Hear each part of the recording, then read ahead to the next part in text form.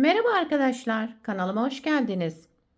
Bugün şöyle orta kalınlıkta ebrulu bir ipim var. İhraç fazlası bir ip. Bununla güzel ve yapımı kolay bir model başlayacağız. Şişlerim 4 numara. Yapım aşamalarına geçmeden önce kanalıma abone değilseniz abone olup videolarımı da beğeniyorsanız beğeni yapmayı, yorum yapmayı, beni desteklemeyi unutmayın. Şimdiden hepinize teşekkürler. Dilerseniz yapım aşamalarına geçelim. İlmeklerimizi alarak başlayalım. Bu model için ilmek sayısı 2 ve 2'nin katları olması gerekiyor. Şöyle. Yani çift sayıda olacak. Yapacağımız örgüye göre ilmek sayısını çift sayıda ayarlayıp modelimizi tam denk getirerek kurabiliriz.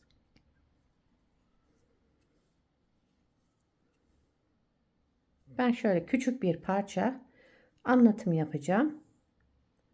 Hemen sayıyorum. 2, 4, 6, 8, 10, 12, 13, 14, 16 ilmekle modelimi kurmaya başlıyorum. Model 4 sıradan oluşuyor.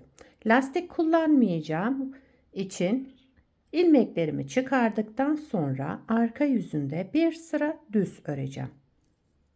Bakın şimdi örgümün arka yüzündeyim. Bir sıra düz örerek zemin hazırlıyorum. Lastik yapmayacağım için bu işlemi yaptım. Eğer siz lastik üzerine başlayacaksanız lastiğinizin ön yüzünde birinci sırayı kurabilirsiniz.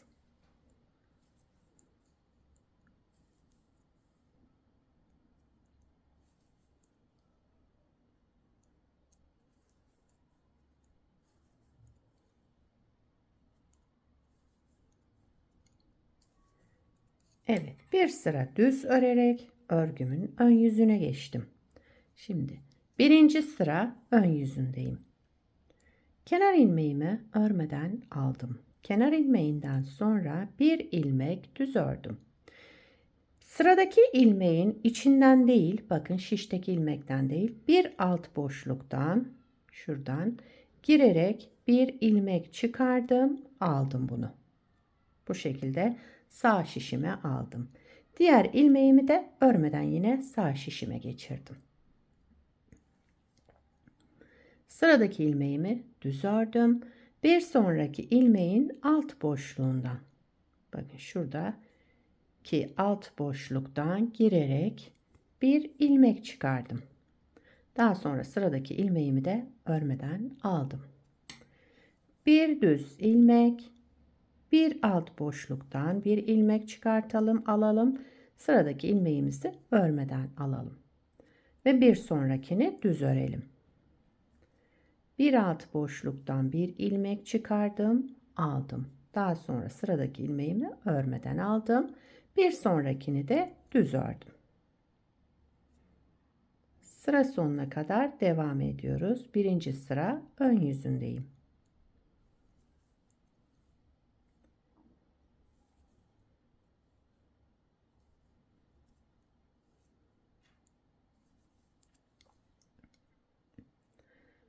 Son ilmeğim kaldı. Bunu da yine alt boşluktan bir ilmek çıkardım, aldım. Daha sonra sıradaki ilmeğimi örmeden aldım. Kenar ilmeğimi düz ördüm. İkinci sıra arka yüzündeyim.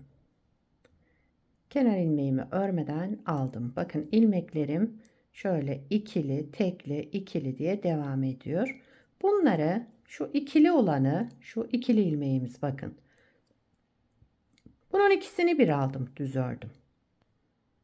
Sıradaki tekli ilmeğim tek olarak düz ördüm. İkiliyi ikili alarak düz ördüm. Bir sonrakini tek olan ilmeğimi yine düz örmüş oldum yani. Sıra sonuna kadar düz örüyoruz. İkili olan ilmekleri ikisini bir alarak, tekli olanları da tek alarak düz örerek devam ediyoruz sıra sonuna kadar. Arka yüzünde yapacağımız işlem bu.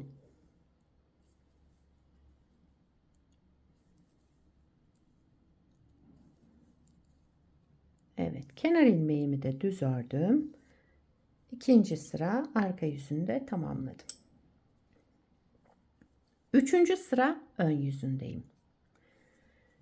Kenar ilmeğimi örmeden aldım. Sıradaki ilmeğim bakın şöyle bir sonraki ikili ilmek, ikili aldığımız bu tek olan. Tek olan şu burada ipimiz bakın tek. Tek olan ilmeğimin alt boşluğundan bir ilmek çıkardım aldım. Modeli kaydırıyorum şimdi. Birinci sırada bir düz örerek başlamıştım. Şimdi üçüncü sırada alttan bir ilmek çıkartıyorum hemen. Sıradaki ilmeğimi de örmeden aldım. Bu ikili olan ilmeğimi düz ördüm. Modeli kaydırmış oldum. Bakın bu tekli de alt boşluktan ilmek çıkartalım. Sıradaki ilmeğimi örmeden aldım. Ve ikili olan ilmeğimi düz ördüm. Alt boşluktan bir ilmek çıkardım aldım. İlmeğimi örmeden aldım. Bir sonraki ilmeğim bakın şöyle burada iki tane ipimiz var. Buna geldiğimiz zaman bunu düz örüyoruz. Yani ilmekleri karıştırmayalım. Tekli olandan ilmek çıkartıp alacağız. Şu şekilde çiftli olandan olan ilmeği de düz öreceğiz. Yani bunlar püf noktası. Bunlara dikkat ederseniz modelde kayma olmaz. Videoyu atlatarak izlemezseniz bu püf noktalarını da kaçırmazsınız ve modeliniz düzgün bir şekilde ortaya çıkar.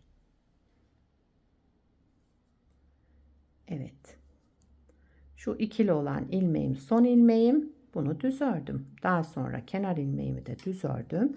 Üçüncü sırayı tamamladım. Modeli kaydırmış olduk. Dördüncü sıra arka yüzüne geçtim. Kenar ilmeğinden sonra ilmeklerimi düz örüyorum. Bakın öndeki tekli ilmek düz ördüm. Bir sonraki ikili olan ilmek yine ikisini bir alarak düz ördüm. Bu şekilde bütün ilmeklerimi düz örerek devam ediyorum.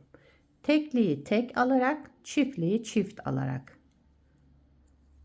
düz örelim.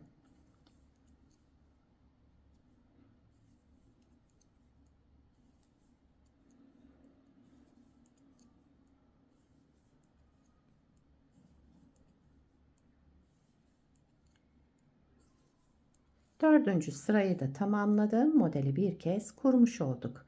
Model tabi şimdi pek anlaşılmıyor. İlerledikçe kendini gösterecek. İsterseniz bir kez daha kuralım. Birinci sıra ön yüzündeyim. Kenar ilmeğinden sonra bir ilmek düz ördüm. Bakın bu çiftli olanı düz ördüm. Bu tekli olan ilmek. Bunun bir alt boşluktan ilmek çıkardım aldım. Sıradaki ilmeğimi örmeden aldım. Bir sonrakini düz ördüm. Bir ilmek çıkardım aldım alt boşluktan. Sol şişimdeki ilmeğimi de örmeden sağ şişime geçirdim. Şöyle kabarık duran çiftli ilmeğimi düz ördüm.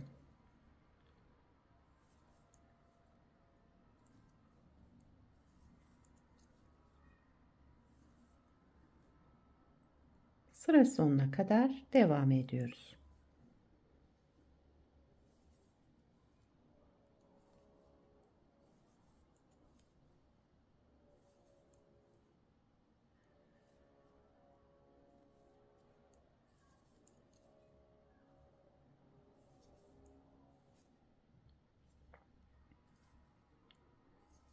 Kenar ilmeğimi de düz ördüm. Birinci sırayı tamamladım. İkinci sıra arka yüzündeyim. Arka yüzünde ilmeklerimizi düz örüyoruz. Bakın baştaki ilmeğim çiftli olan ikisini bir aldım. Düz ördüm. Bir sonraki tekli yine düz ördüm.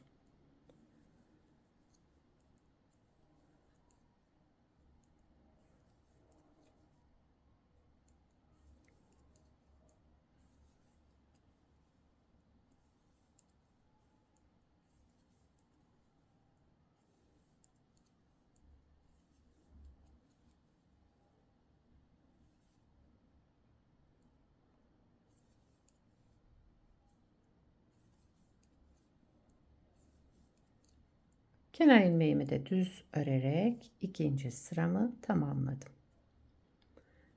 Üçüncü sıra ön yüzüne geçtim. Şimdi burada modeli kaydırıyoruz. Kenar ilmeğinden sonraki ilmeğin bakın tekli olan. Bir sonraki ikili. Tekli olana ne yapıyorduk? Alt boşluktan bir ilmek çıkartıp alalım. Daha sonra sol şişimizdeki ilmeği de örmeden sağ şişimize aktaralım. Bir sonraki şöyle kabarık çiftli olan ilmeğimizi de düz örelim.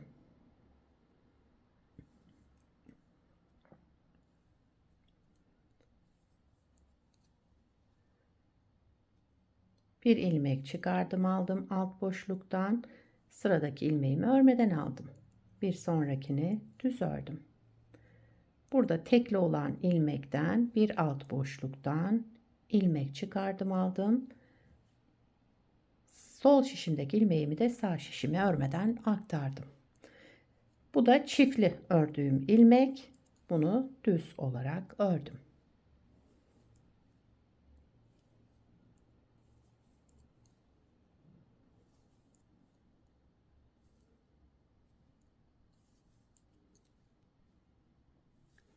Böyle dikkat ederseniz kayma olmaz modelde.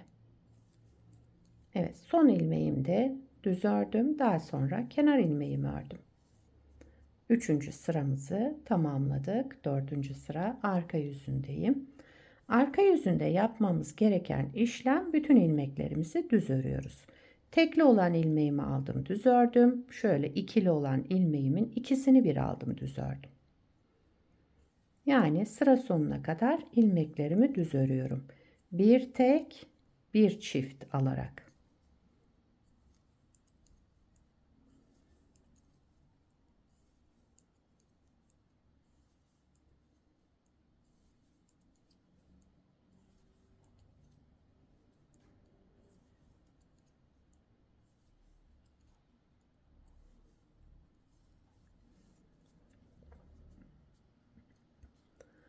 Evet, modeli kaydırarak iki kez kurmuş olduk. Bakın model yavaş yavaş kendini gösterdi. Bir parçada daha önce hazırladım. Şöyle göstereyim. Aynı ipi kullandım. Bu parçamda da 5 numara şiş kullandım. Bunu da 4 numarayla yaptık. Burada 5 numarayla. Bakın model daha da kendini gösteriyor böyle. Modelin arka yüzü de şöyle. Her iki tarafında kullanılabileceği güzel, kolay modellerden. Bu ipe de gayet güzel oldu.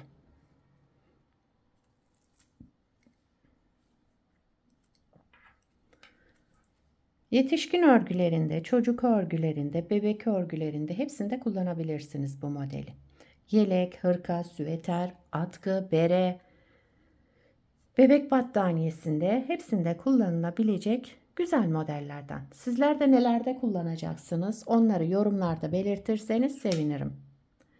Beni buraya kadar izlediyseniz bir beğeni yapmayı, yorum yapmayı, beni desteklemeyi unutmayın. Şimdiden hepinize teşekkürler. Yapacak olanlara kolay gelsin. Bir sonraki videoda görüşmek üzere. Hoşça kalın.